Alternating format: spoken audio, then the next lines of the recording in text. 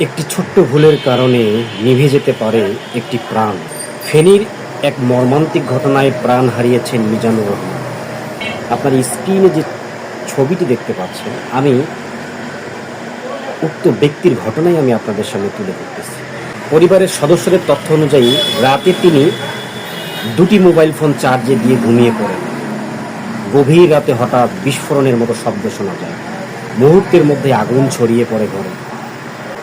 গুরুতর দগ্ধ অবস্থায় তাকে হাসপাতালে নেওয়া হলেও শেষ পর্যন্ত চিকিৎসাধীন অবস্থায় তিনি মৃত্যুবরণ করেন। এই ঘটনাটি শুধু একটি দুর্ঘটনা নয়, আমাদের সবার জন্য একটি বড় সতর্কবার্তা। মোবাইল ফোন চার্জে রেখে কখনো বালিশ, বিছানা বা অন্যান্য দাহ্য বস্তুর উপর রাখবেন না।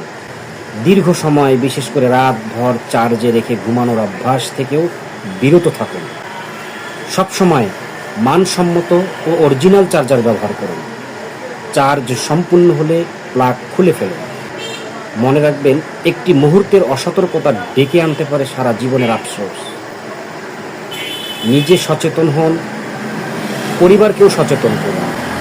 নিরাপত্তা শুরু হোক আপনার ঘর থেকে। মোবাইল চার্জে দিয়ে ঘুমাবেন না, একটি ভুলেই ঘটতে পারে অপূরণীয় ক্ষতি।